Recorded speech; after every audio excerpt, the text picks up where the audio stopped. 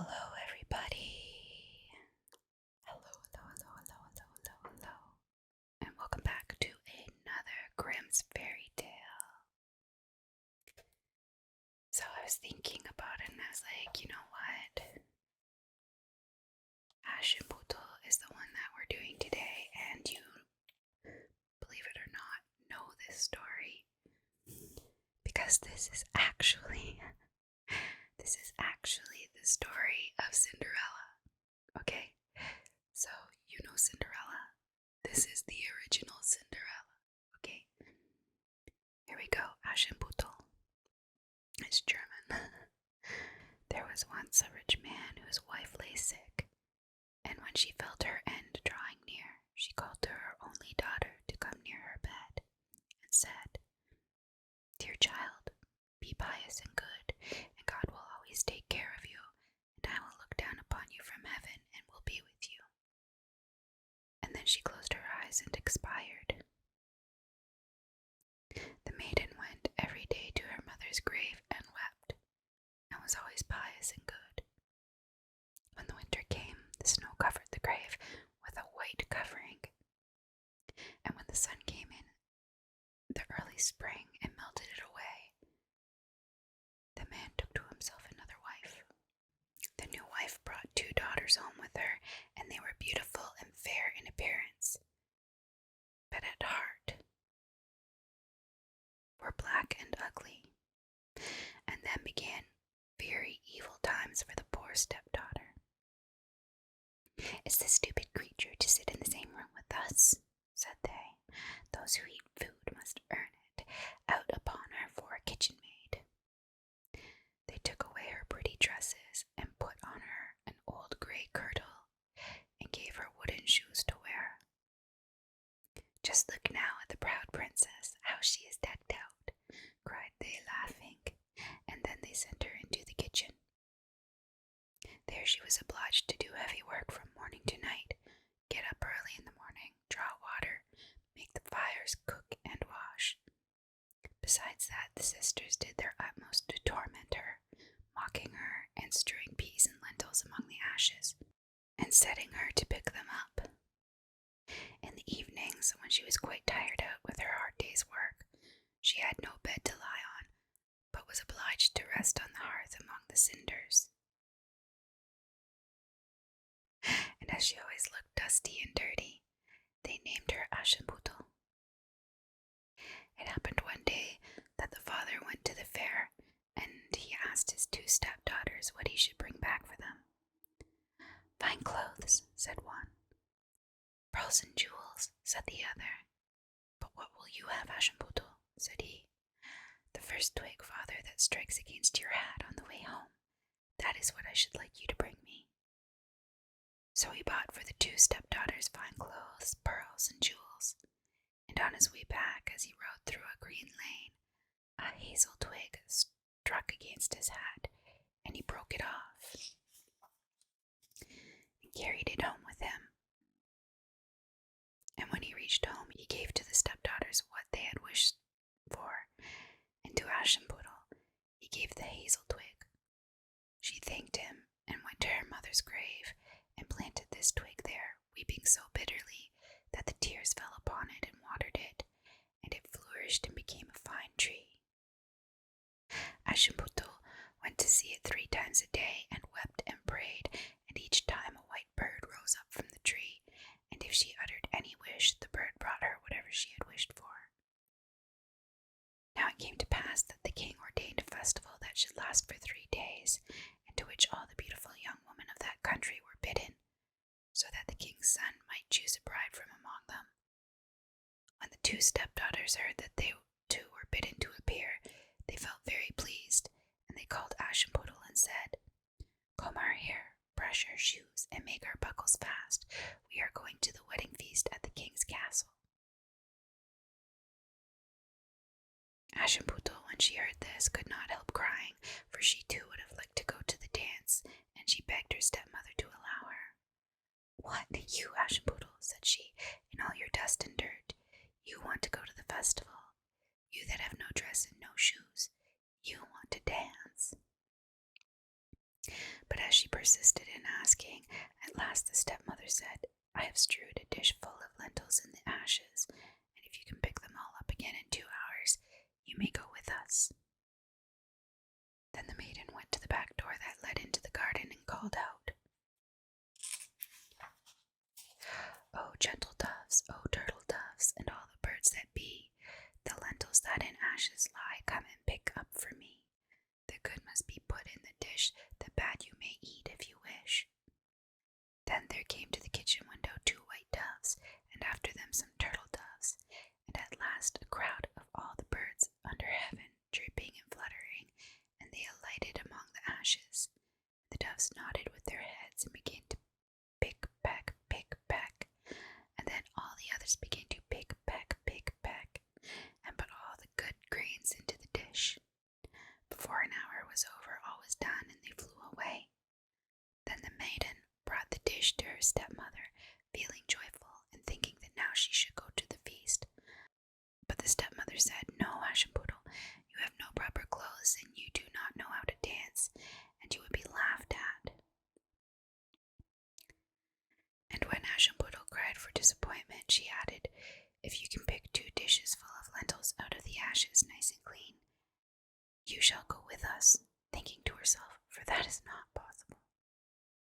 When she had strewed 2 dishes full of lentils among the ashes, the maiden went through the back door into the garden and cried, O gentle doves, O turtle doves, and all the birds that be, the lentils that in ashes lie, come and pick up for me. The good must be put in the dish, the bad you may eat if you wish. So there came to the kitchen window 2 white doves, and then some turtle doves, and at last a crowd of all the other birds under heaven, chirping and fluttering, and they alighted among the ashes. And the doves nodded with their heads, and began to pick, peck, and then all the others began to pick, peck, and put all the good grains into the dish. And before half an hour was over, it was all done, and they flew away. Then the maiden took the dishes to the stepmother, feeling joyful and thinking that now she should go with them to the feast. But she said, All this is of no good to you. You cannot come with us, for you have no proper clothes, and cannot dance. You would put us to shame. Then she turned her back on poor Aschenputtel, and made haste to set out with her 2 proud daughters. And as there was no one left in the house, Aschenputtel went to her mother's grave under the hazel bush and cried, Little tree, shake over me, that silver and gold may come down and cover me. Then the bird threw down a dress of gold and silver, and a pair of slippers embroidered with silk and silver. And in all haste she put on the dress and went to the festival. But her stepmother and sisters did not know her, and thought she must be a foreign princess. She looked so beautiful in her golden dress. Of Aschenputtel they never thought at all, and supposed that she was sitting at home and picking the lentils out of the ashes. The king's son came to meet her and took her by the hand and danced with her, and he refused to stand up with anyone else, so that he might not be obliged to let go her hand. And when anyone came to claim it, he answered, She is my partner. And when the evening came, she wanted to go home, but the prince said he would go with her to take care of her, for he wanted to see where the beautiful maiden lived. But she escaped him and jumped up into the pigeon house. Then the prince waited until the father came and told him the strange maiden had jumped into the pigeon house. The father thought to himself, It cannot surely be Aschenputtel, and called for axes and hatchets and had the pigeon house cut down. But there was no one in it, and when they entered the house, there sat Aschenputtel in her dirty clothes among the cinders, and a little oil lamp burnt dimly in the chimney. For Aschenputtel had been very quick, and had jumped out of the pigeon house again, and had run to the hazel bush, and there she had taken off her beautiful dress and had laid it on the grave, and the bird had carried it away again. And then she had put on her little grey kirtle again, and had sat down in the kitchen among the cinders. The next day, when the festival began anew, and the parents and stepsisters had gone to it, Aschenputtel went to the hazel bush and cried, Little tree, shake over me, that silver and gold may come down and cover me. Then the bird cast down a still more splendid dress than on the day before, and when she appeared in it among the guests, everyone was astonished at her beauty. The prince had been waiting until she came, and he took her hand and danced with her alone, and when anyone else came to invite her, he said, "She is my partner." And when the evening came, she wanted to go home, and the prince followed her, for he wanted to see what house she belonged, but she broke away from him and ran into the garden at the back of the house. There stood a fine large tree, bearing splendid pears. She leapt as lightly as a squirrel among the branches, and the prince did not know what had become of her. So he waited until the father came, and then he told him that the strange maiden had rushed from him, and that he thought she had gone up into the pear tree. The father thought to himself, "It cannot surely be Aschenputtel," and called for an axe and felled the tree, but there was no one in it. And when they went into the kitchen, there sat Aschenputtel among the cinders as usual, for she had got down the other side of the tree, and had taken back her beautiful clothes to the bird on the hazel bush, and had put on her old grey kirtle again.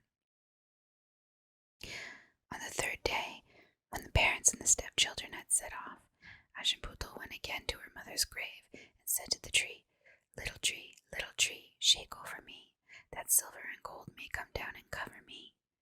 Then the bird cast down a dress, the like of which had never been seen for splendor and brilliancy, and slippers that were of gold. And when she appeared in this dress at the feast, nobody knew what to say for wonderment. The prince danced with her alone, and if anyone else asked her, he answered, "She is my partner." And when it was evening, Aschenputtel wanted to go home, and the prince was about to go with her, when she ran past him so quickly that he could not follow her. But he had laid a plan, and had caused all the steps to be spread with pitch, so that as she rushed down them, the left shoe of the maiden remained sticking in it. The prince picked it up and saw that it was of gold and very small and slender. The next morning he went to the father and told him that none should be his bride, save the one whose foot the golden shoe should fit. Then the two sisters were very glad, because they had pretty feet. The eldest went to her room to try on the shoe, and her mother stood by, but she could not get her great toe into it, for the shoe was too small. Then her mother handed her a knife and said, "Cut the toe off, for when you are queen you will never have to go on foot." So the girl cut her toe off, squeezed her foot into the shoe, concealed the pain, and went down to the prince. Then he took her with him on his horse as his bride, and rode off. They had to pass by the grave, and there sat the two pigeons on the hazel bush, and cried, "There they go, there they go, there is blood on her shoe. The shoe is too small, not the right bride at all." Then the prince looked at her shoe and saw the blood flowing, and he turned his horse round and took the false bride home again, saying she was not the right one, and that the other sister must try on the shoe. So she went into her room to do so, and got her toes comfortably in, but her heel was too large. Then her mother handed her the knife, saying, "Cut a piece off your heel. When you are a queen you will never have to go on foot." So the girl cut a piece off her heel, and thrust her foot into the shoe, concealed the pain, and went down to the prince, who took his bride before him on his horse and rode off. When they passed by the hazel bush, the two pigeons sat there and cried, "There they go, there they go, there is blood on her shoe. The shoe is too small, not the right bride at all." Then the prince looked at her foot and saw how the blood was flowing from the shoe and staining the white stocking, and he turned his horse around and brought the false bride home again. "This is not the right one," said he. "Have you no other daughter?" "No," said the man. "Only my dead wife left behind her a little stunted Aschenputtel. It is impossible that she can be the bride." But the king's son ordered her to be sent for. But the mother said, "Oh no, she is much too dirty. I could not let her be seen." But he would have her fetched, and so Aschenputtel had to appear. First she washed her face and hands quite clean, and went in and curtsied to the prince, who held out to her the golden shoe. Then she sat down on a stool, drew her foot out of the heavy wooden shoe, and slipped it into the golden one, which fitted it perfectly. And when she stood up and the prince looked in her face, he knew again the beautiful maiden that had danced with him, and he cried, "This is the right bride." The stepmother and the two sisters were thunderstruck and grew pale with anger, but he put Aschenputtel before him on his horse and rode off, and as they passed the hazel bush, the two white pigeons cried, there they go, no blood on her shoe, the shoe's not too small, the right bride is she after all. And when they had thus cried, they came flying after and perched on Aschenputtel's shoulders, one on the right, the other on the left, and so remained. And when her wedding with the prince was appointed to be held, the false sisters came, hoping to curry favor and to take part in the festivities. So as the bridal procession went to the church, the elder walked on the right side and the younger on the left, and the pigeons picked out an eye of each of them. Oh my god. That's disturbing. And as they returned, the elder was on the left side and the younger on the right, and the pigeons picked out the other eye of each of them, and so they were condemned to go blind for the rest of their days because of their wickedness and falsehood. So that is Aschenputtel, which is actually the original Cinderella, and it's quite different from Cinderella. There's no fairy godmother. There's no pumpkin that turns into a carriage. Nothing like that. And there's a lot of blood. So there we have it. I hope you enjoyed this story. The next one will be Mother Hulda, so don't forget to like and subscribe because there is definitely more coming, and not just from this book either. I will finish this book, but there's like something like 200 tales, so eventually we're gonna get through them all. Okay, have a great sleep. You have been watching ASMR Sleep. Don't forget to like and subscribe and hit that notification bell to get all future content. Thank you for watching. See you next time.